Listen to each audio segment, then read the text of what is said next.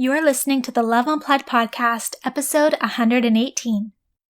If you struggle writing copy, this episode is for you. So you have this amazing service or product to offer, but how do you describe the value, the benefit that it's going to bring? How do you entice your audience to continue reading, but also convert them to a client? There is so much that goes into creating copy, and today we take a deep dive into it with one of my fave experts. So without further ado, let's get to it. Hey there, I'm your host, Jessica Fergon, and I am passionate about doing the inner work needed to reach your goals. Let me be your guide as we navigate all the fears and insecurities that surface when it's time to step outside of your comfort zone. Along with my knowledgeable guests and industry experts, I'm here to teach you how to reawaken your life purpose and passion and create the steps to turn your intentions into action. Ultimately, my goal is to empower you to rise above those blocks holding you back and start living a life that you are worthy and deserving of. So come on, it's time to slow down, find a comfy spot with your favorite organic tea, and get inspired. Thank you for tuning in to the Love Unplugged podcast.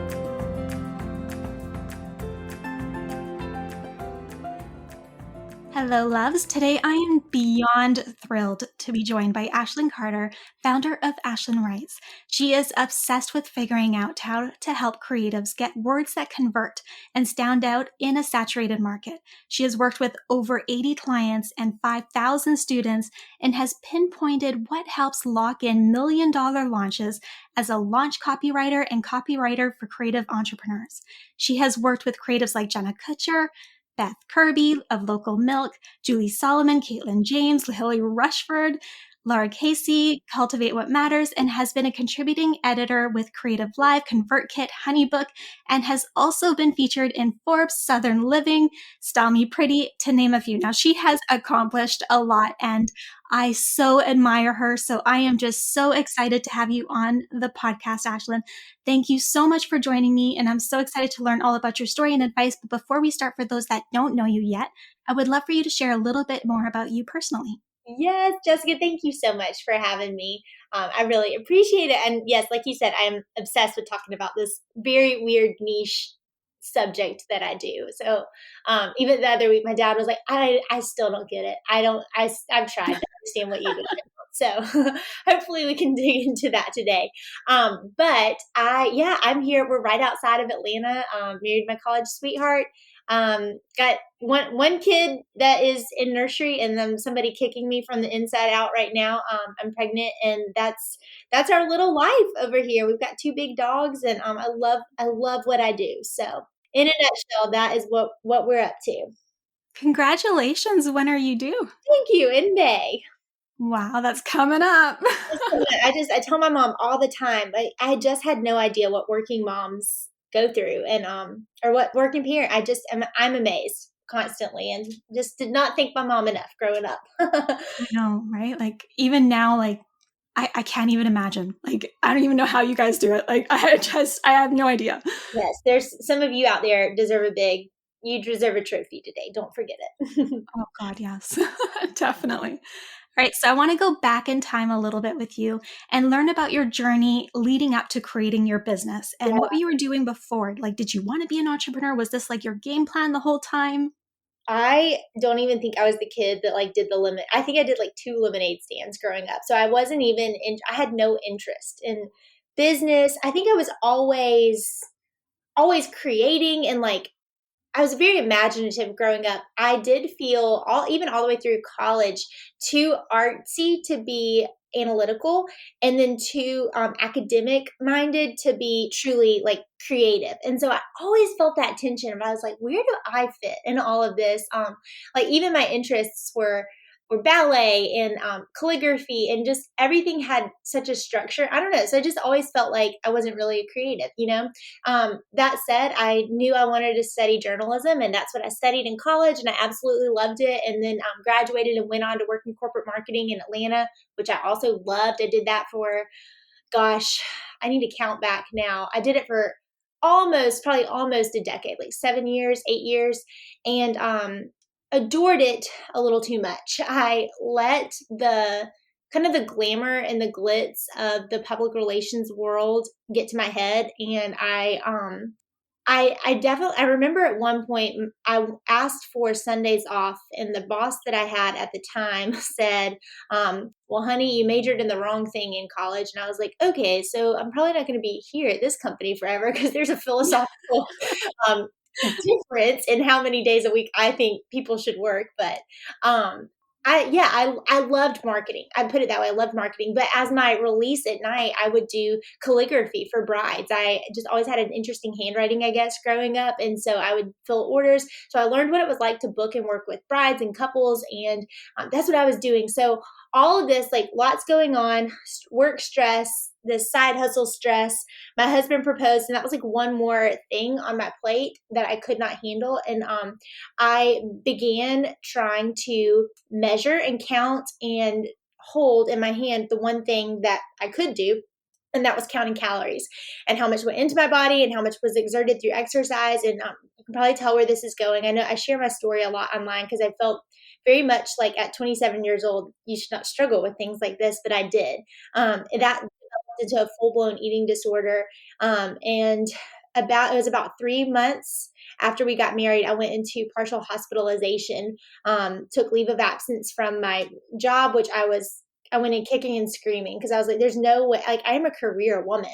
I have to have my job. I cannot be pulled away from this to go get this medical issue healed, this mental health issue healed. But that is what I needed. And the Lord is good and sweet. And I went in kicking and screaming, and those people saved my life.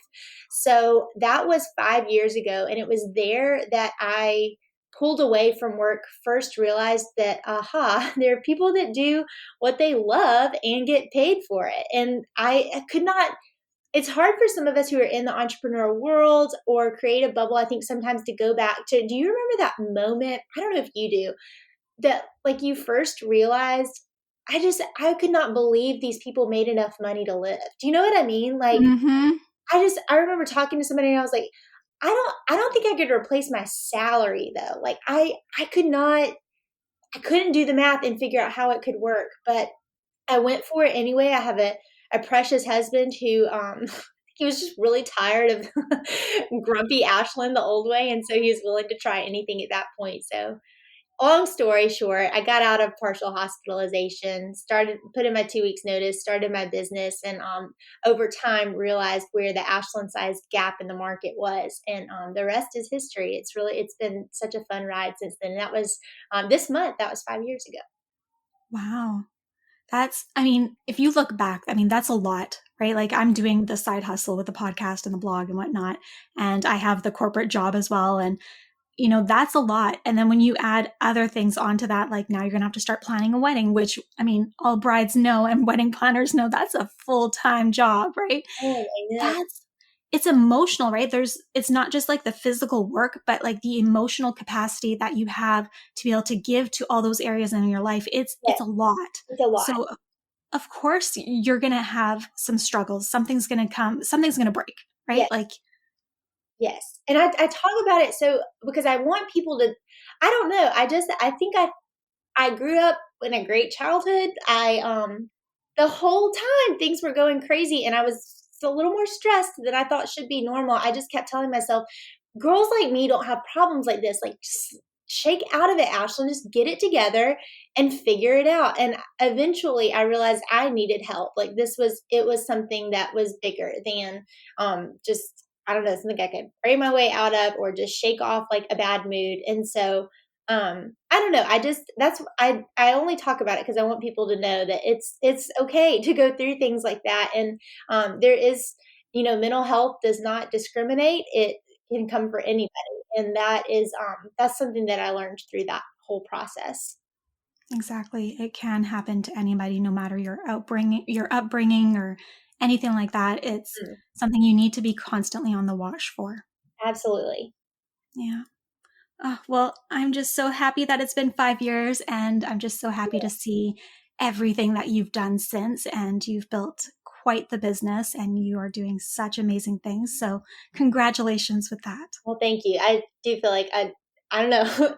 I'm learned to love the Lord's heart for work because a lot of times I'm like, I just don't know anything about business, but you learn like Mhm. it's cool to see. And I think this is a lot of creatives I see they learn to love the business side. And that's truly me. I did not think I would be interested. And I was not a math girl growing up. I don't know, the kinds of things that I have learned to love about business amaze me now. How some of my favorite things you never could have told me that they would be my favorite things about business ownership and entrepreneurship, but they are. So it really it's so fun, and I again I say that because I think a lot of other people have experienced something similar too. For sure. Now, looking back over this period of time that you were starting your business and growing it, what have been your biggest challenges, your learnings, and the rewards that you were just like, oh my God, I can't believe I just did this? Yeah, so that's such a good question. So many. I feel one time I heard this advice. Maybe someone take this because I didn't do it, and I should. I feel like I do it like once a month. But somebody said write down like one thing you learn in business every day, and you'll have content forever. And I was like, that's probably very true. I've learned so much. I think a couple of things I realized, and one thing I shared this on social media recently, but I remember starting my business and saying, like, I want to build a business that is good enough to be in X magazine or good enough to work with XYZ client that's like so far out of reach. But I was like, at least can I build a business that's worthy of that? Like, even if I never get the hit or if that person never answers my emails, I want to be worthy of that kind of work. Like I want to build something that good. And it's taken 5 years and a lot of mistakes, but some of those things that I wrote down that I wanted to happen, two dreams and specifically one big client I wanted to book and one big feature that I wanted happened. And it just, that's one thing that I learned is don't still set those big goals. Cause I think having them helped me helped keep my vision straight along the way. Some of the struggles, I think I struggle with what a lot of people, especially those of us who do service providing tasks in our business, that ebb and flow of how to be a service provider, but also be a business owner and you're not a freelancer. Figuring that out early on, I think I did not, I was very firm in not calling myself a freelance writer. I was a business owner. I went into it very firm on that. And I think that helped me early on get some traction because I don't know, again, I think it spoke a word of vision over what I wanted to create, even if I wasn't there yet. And even if it was going to take, a year to hire on somebody else to help me with the productized service and that kind of thing. But yeah, those are some, I don't know if that helps. Those are some things early on. I remember going back to that first year that, yeah, that I see the fingerprints of today. Yeah, for sure. Now, what about some rewards? So, what are some things that you look back on and you're like so proud of what you've accomplished? Yeah, that's a really good question. There's a couple of things that stick out. Um, the first was maintaining because I know I work in marketing. I work in digital marketing.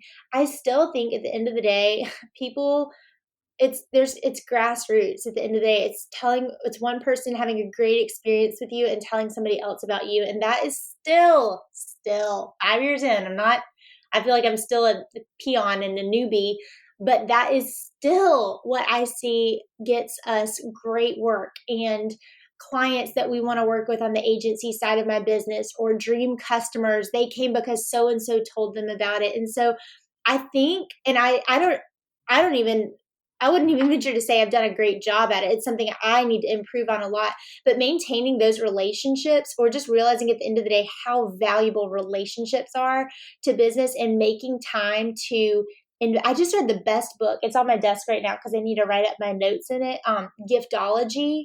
It's by his name is John Rulin, but he echoes on it too in a way that I had thought about before with just client gifting and just reminding us at the end of the day, like people want to feel heard and seen and spoken to and serve them really well and they will continue, they will spread your business. And I bring that up because you mentioned at the top of the show, but Jenna Kutcher was probably the first, not probably, she was the first like big client that I had. And it was a month in business.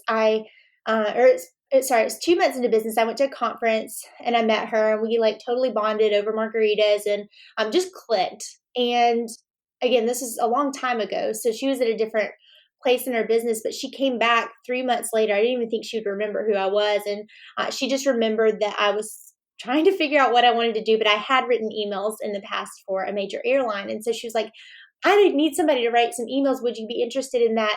And then she went out after I did that job and she told so many people like that were at her level about me and they came to me. And so I always say like, A, I want to be like that for someone one day, but B, Mhm. that just taught me how valuable it is to never like we can't ever rest on our laurels with our client experiences no matter how long we've been in business. That's something that is it's a lifeblood, and that's why that book was really good for me to just get a kick in the pants again and remember like no, these people we I don't know, I think in our like Instagram more content churn it out world, we forget sometimes that truly the best at the end of the day, um it's that grassroots marketing, it's that word of mouth marketing that no, I don't want to rely on it.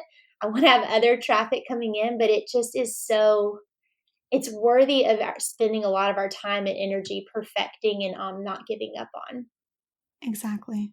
I mean, if somebody's recommending you to somebody else, they're more likely to take it because they trust that person and the advice that they're giving them versus just getting it cold from social media or a newsletter or something like that.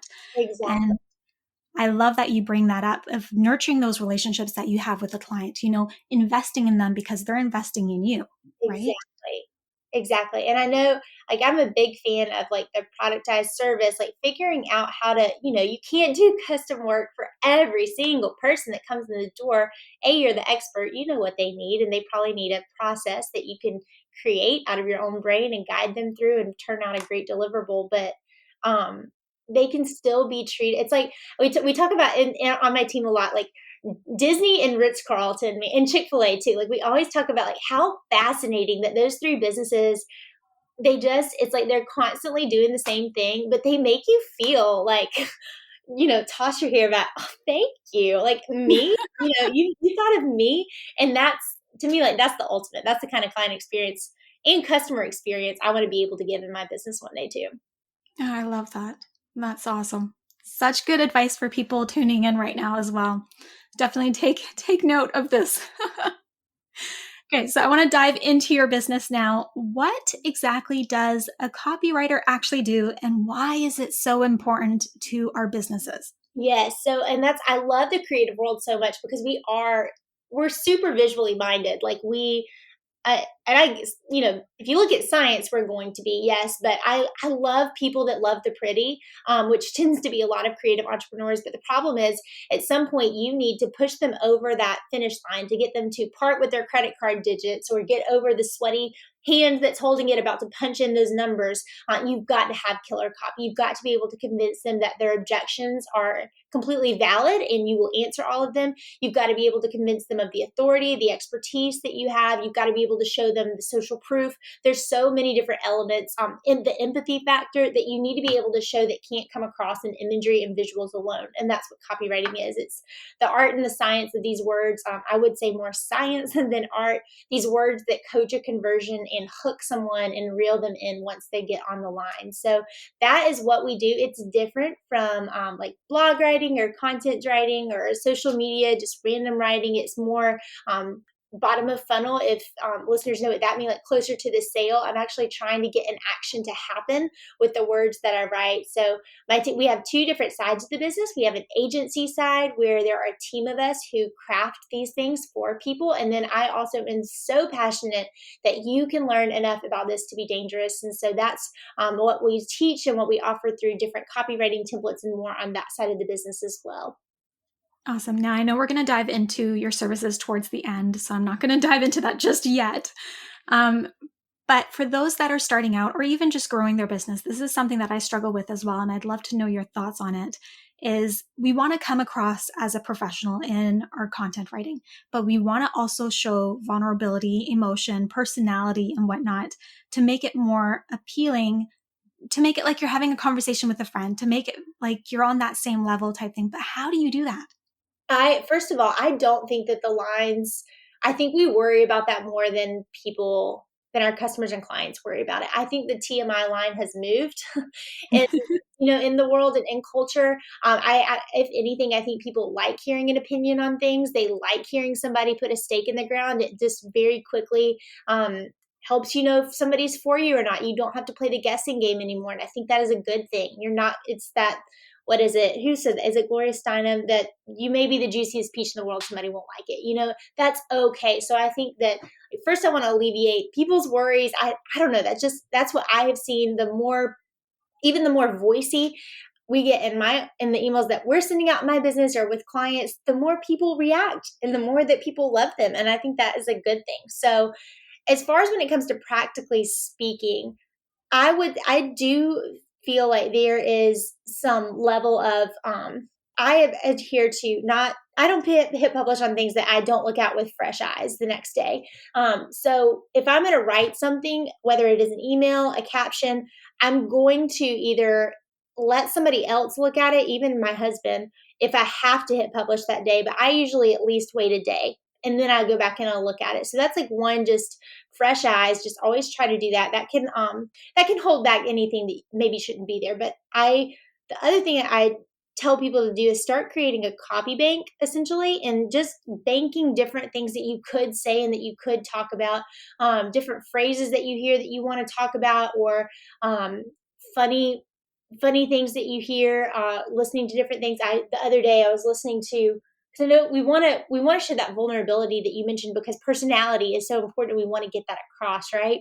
But I think a lot of people hear that but don't quite know practically. Okay, practically, how do I do that? What does that mean? So that's why I'm a big fan of copy banking. And like I was going to say, I was driving the other day and listening to, have you seen this whole meme out there about like millennials and the emoji crying, the crying laughing emoji in side parks? You know what I'm talking about? Like, Yeah.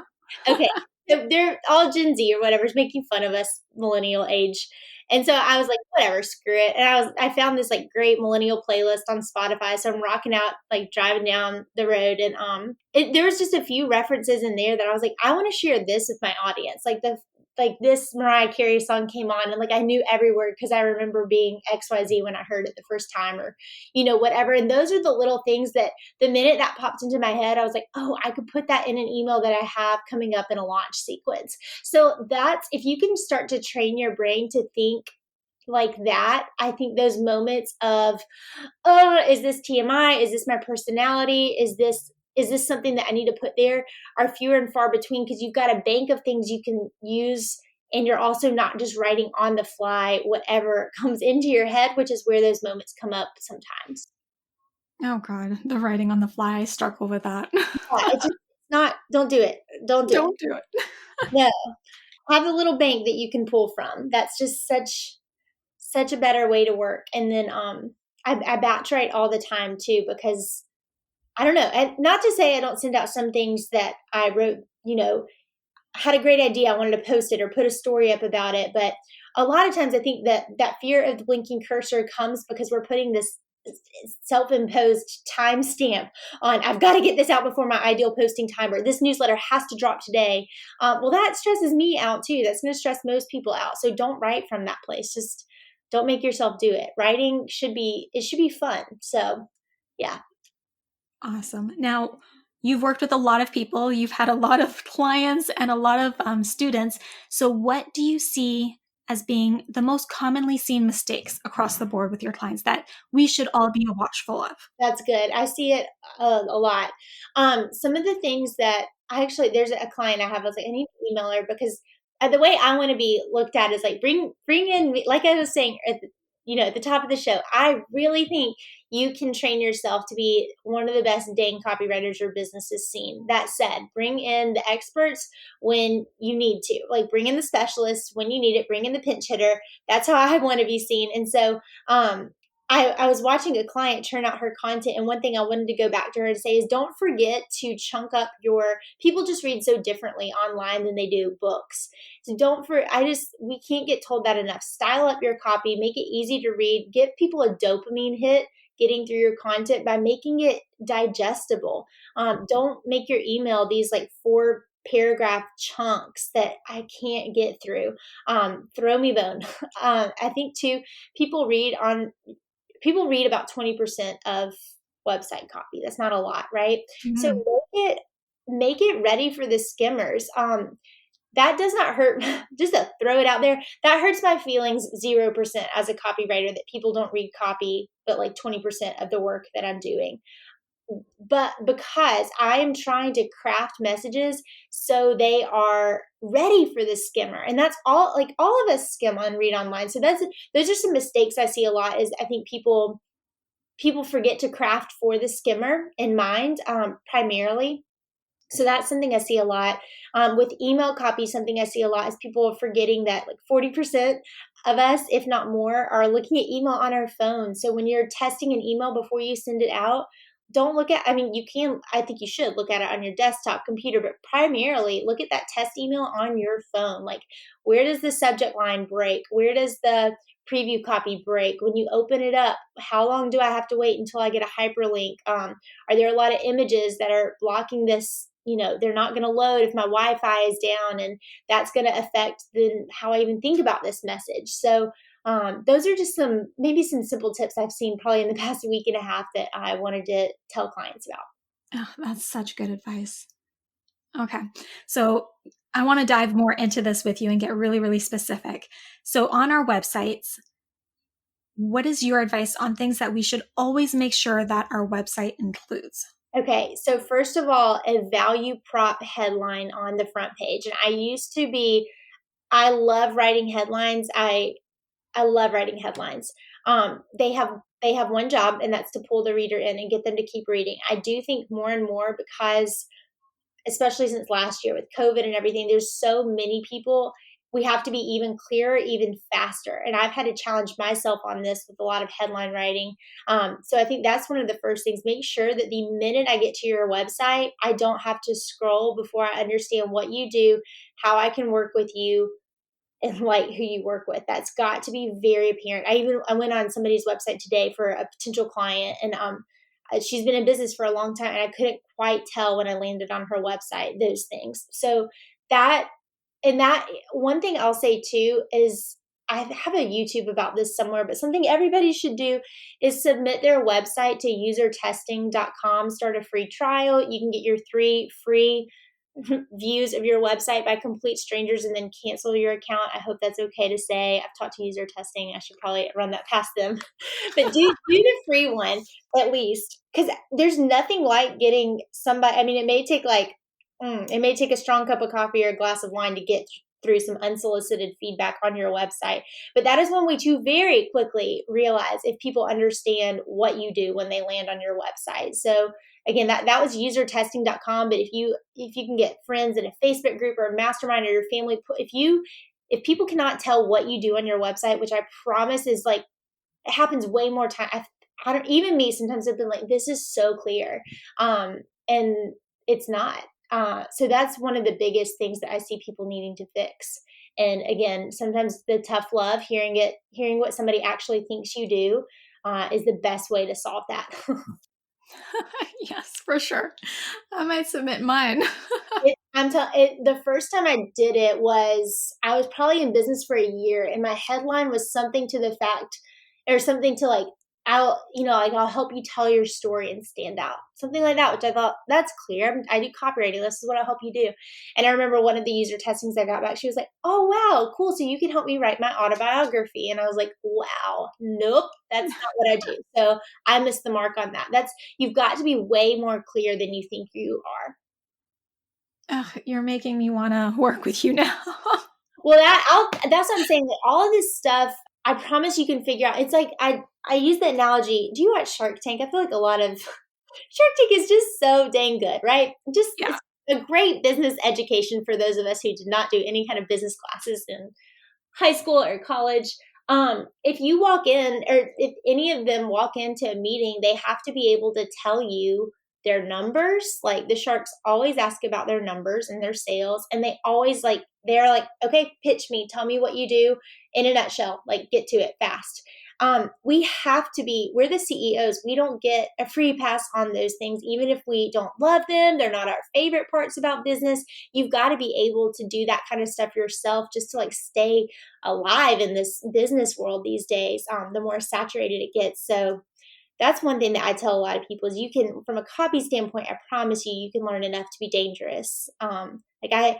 I feel like that with, obviously I like the writing side and the messaging and the marketing side of it, but I've had to learn that myself with numbers over time. Like just because I don't consider myself, the brightest math tool in the shed doesn't mean I just get to ostrich and put my head down and say, I'll look at my sales numbers later. No, I have to hold my feet to the fire and learn every week. I make myself go over those numbers because that is the lifeblood of my business and I'm the owner and I need to be able to tell you that. So I Mhm. tell myself this too.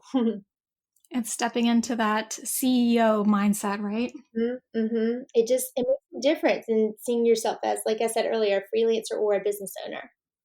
100%. Now, what about like product service pages or even like the sales pages, which I'm not going to lie, I absolutely hate it. I'm more of like get straight to the point, give me what I want, keep it short and sweet because I do skim. That's my thing. So when I come across like one of those really long sales pages or whatever, that's just like never ending, Yes. my mind just kind of goes like, bleh.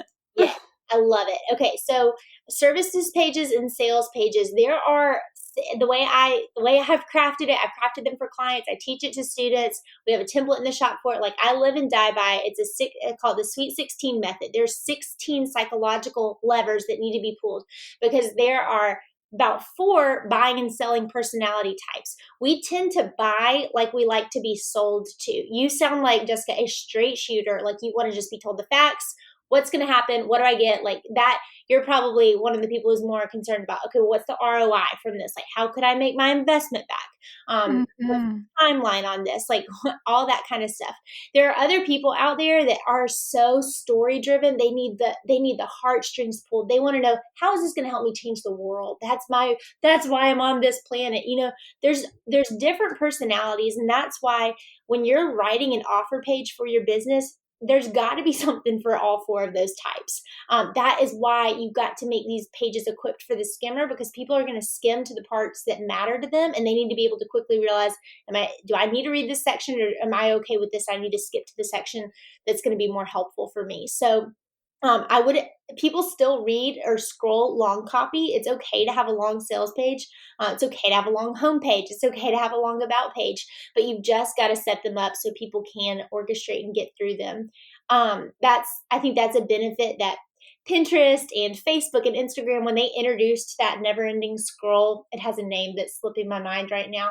I remember when they did, because I remember I used to get to the end of my Pinterest and it felt really good. And I was like, gosh, when was that? 20, probably like 2013 or 14. And then you can't get to the end of your accounts right now. It will always go. And so we are a little bit more trained as a society to scroll, but you've just got to help people understand the information there and chunk it in a way that they can't understand. So again, sales or services page, there are usually 16 elements that I ride or die have to be there to help people understand from those 4 different selling and buying points why they need this, why they should part with their credit card. Okay. And what about newsletters? Like, what type of things should we be putting in newsletters that people will want to read? Love it. I have a blog or a YouTube, well, and a blog out there with some ideas, but I think email is a very forgiving medium. A sales page, a website, that is going to be, as far as a copy standpoint, it's a little less forgiving because it's a little more permanent, right? It's going to exist longer. But emails are, I would even say they disappear faster than social media posts that you're putting out on the internet. And so you really can afford to play with it and have some fun and experiment. I think from what I've seen with clients and with our audience is let the audience dictate to you kind of what they want to see in it and then just show up and deliver that. I think too, I've done some testing on it this year. And again, I think last year we saw a lot of brands play with it, and it's kind of opened the door to more people. Not just sending the beautiful magazine style newsletter, which is fun to get, right? That's okay to send, but I do think there's time and a place to send more stripped down text based emails. And so sending those from time to time, keep your audience guessing, play around with it a little bit.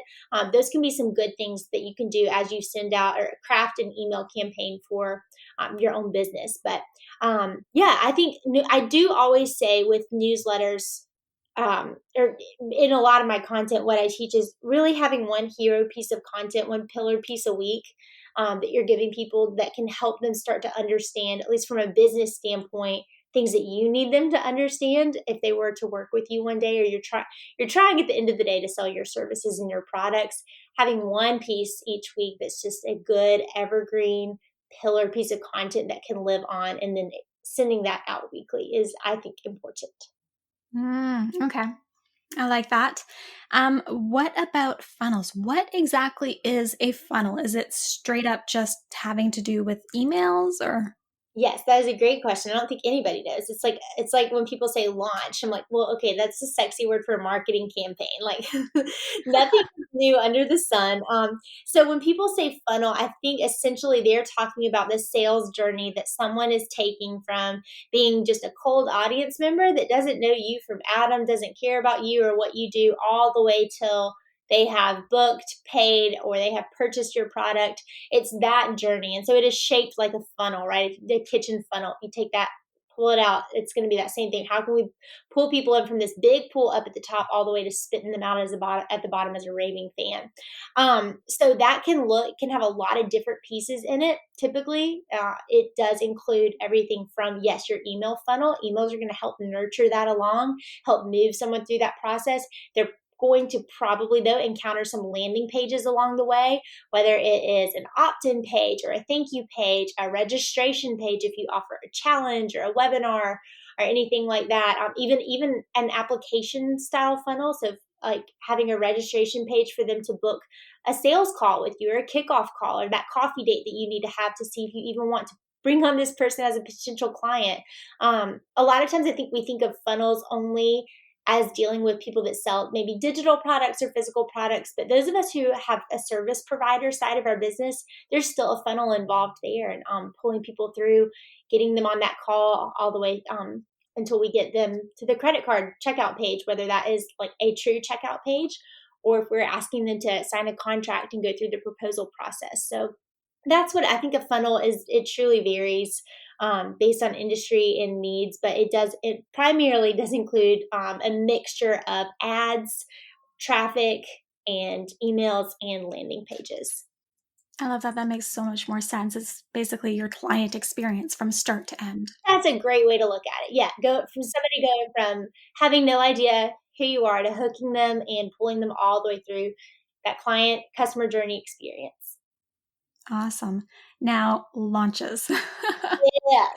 So, I would love to hear any tips you have on how we can entice somebody to purchase, to pull out that credit card, to sign on with you, whatever it is that you're offering or selling, because it is hard. Like I just went through a sale or a launch back in December, January, and it's tough. Like, It is.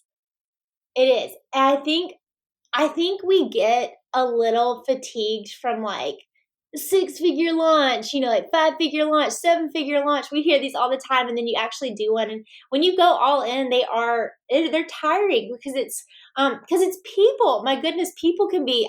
Sometimes I think about like therapists and teachers out there. I'm like, you are dealing with personalities, big personalities all day long, and that's kind of what a launch is, because it's customer service. You're showing up, you're selling, you're talking to people, you're trying to help them understand what you do. And so I think done right, a launch is in a good way exhausting, because you're putting your heart and your soul out there, and you're talking to a lot of different personality types during the process. I think some of the things that I would say, like making your launch successful, I would say, I hope this is okay to say, more times than not, it seems to me that people are ready to put their offer out before their audience is ready to take the offer. Well, two things there. That's one thing I see. Some people that are like ready to launch yesterday, and trust me, it is worth the time. It's weight in gold to spend time priming and knocking over those big dominoes that are standing in the way of somebody putting their credit card information in and saying, because everybody thinks a marketer is out to separate a fool from his money, right? Like we all think, here it is, they got Mhm. so how can you put them at ease? And that's going to take some time. So I think one thing that I know I teach it in a lot of YouTube videos, but that's why I talk about like backing up 6 to 8 weeks from a launch, at least from a big launch, and trying to figure out what are the 6 to 8 things that somebody has got to overcome in their head to be like, yes, the price is arbitrary. I would love this. I've been waiting for this. Like, how can we get them to that point? And it's going to take some time to build that know, like, trust factor, to build that trust. Granted, I'd say 6 to 8 weeks for a bigger launch. It does not have to be that long for a smaller launch or like a promo campaign or anything like that. But that is one mistake I think I see a lot of times. Another one, or I'll give you two more. I think people forget how much of a numbers game launches are, and how I think I don't know. I don't know if people are just not usually aware of typical conversion statistics, but I've had 2 calls with potential clients today, and I was going over numbers with them, and I typically am running estimates off of like 3%, maybe 5% of a launch list converting, and that's me being not conservative. When I want to be conservative, I'll base it off like 2% conversion rate on the funnel, and so I don't know. I think sometimes, and I say that because a lot of times I'll talk to students or clients or followers, and they'll say, my launch was a total bust. It was a total bust. And it wasn't. You converted, you did good for what you had, sister, for what you did great. That was average conversion rates or just below it. Like you did great. Your expectations might have need to be adjusted, and that's okay. It just takes, I think, a lot more volume than some people realize to churn out these numbers that you hear on, random podcast interviews or that are coming to you via ads, and like bro marketers out there that are, they're not wrong to talk about these things for sure, but I do think it jades us a little bit on what it actually takes from a numbers standpoint. Those are two things. I feel like there's one other thing. The other thing I wanted to say is a lot of times I think we forget too what a long game it is to put out something over and over again. Again, I've worked with and so honored to get to work with some quote unquote like household name entrepreneurs. And I think people are seeing them at a point now where they had to build to get that offer, to be known for that offer and convert at the level that they're converting. And they've won that trust with their audience, and they've got it so dialed in. But I could rattle off names of people that the first time we put the offer out there, which sells like hotcakes now, and they're known for it. The first time we did it, the launch was not massive because there's a lot of, and don't forget, it's so hard to measure the loyalty that develops, the brand awareness that happens during a launch. You can't really measure that. And a lot of times you're launching something and they're going, oh, wait, I thought she was the girl that taught about like legal agreements and contacts and contracts, and now she's teaching about this, but that's interesting. And you launch it again, and you launch it, and finally they start to understand and it clicks for them. That is so hard to measure, and that is a big piece of putting out something 1 time, 2 times, 3 times, 4 times. You got to stay at it. There's something to be said for, yes, you want to make sure that the offer is irresistible and sexy and it works and it has success stories behind it. But I do think sometimes we get in our heads and forget that it takes some time to build, to get that snowball running down the hill, and that's okay. It's just sometimes it takes a couple of launches for it to get there. Oh, that's reassuring. Yes, I'm sure I don't know what you thought about your launch, but I just want to say, like, I say it so much that I'm like, do people still not heard? I said it 2 times already today. A lot of us think that we sucked at a launch when statistically you weren't too far off of what what is to be expected. Don't be so hard on yourself. So hard on yourself. It's okay. Keep at it. Keep at it. I love this advice that you've been sharing. So I am sure that your services and I'm sure that everything that you're offering your community has so much more value. So I kind of want to dive into exactly what you have to offer. What is it like working with you? Well, like I said, I love what I do. It's my joy and my honor. My biggest thing, if people could take anything away today, it's just remembering that I swear, I've seen it time and time again, like thousands of times at this point. You have it in you to be your own best copywriter. I promise you. And I say that because I know copywriting is expensive. Good copywriting is expensive. And so you can start to train yourself, whether it's using templates. That's why I'm so passionate. We have a program called Copywriting for Creatives, and just equipping people that you can write your brand messaging, you can write your own website, you can get to writing your own ads and your emails. And then again, over time, and I say this too because working with some of these household names, they have a hard time hiring copywriters that do it like they want them to. And so it's one of those things that I think a lot of entrepreneurs that we look up to did their own copy for longer than we ever dreamed that they did.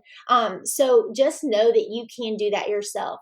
So that I would say, I always say as well, I try to have at least one YouTube episode or blog post or freebie on like every question we're asked. So hopefully if anybody's listening, they just have a question. I'm stuck on my about page or my home page or whatever it is. Please reach out because I want to have at least one free resource on that. And if we need to go further, we absolutely can. But that is my hope and prayer, at least for people that come across our business. Amazing. Now, are you still working one-on-one with clients? I have not worked one-on-one with clients since 2017. I realized that I don't like the onus being on just me to catch every piece of research that comes across my plate, to edit everything. And so, no, it has been me and a team of copywriters servicing our clients since I was about 11 months into business when I started hiring. So yeah, but yes, we still do services work. Love doing services work. Absolutely. But, yeah, it's not just me. I don't trust one brain on each project anymore. Mine's way too scattered. It takes a team, right? It's a team. I need multiple people to cover my blind spots. Awesome. So if anybody wants to learn more about you, your services, these freebies that they should get, where can they connect with you? Where do you hang out the most? AshlynWrites.com. I also love YouTube, youtube.com/AshlynWrites. And I get on Instagram a fair amount too, Ashlyn S. Carter. Awesome. Well, thank you so much, Ashlyn, for joining me today and for sharing your journey and your credible advice on how we can find our voice and also make an impact and convert with our copy, whether it's on our website, our emails, our product, and our service launches. I know my community is going to love learning from you today. Awesome. Jessica, thank you so much. I enjoyed it. I appreciate your having me on.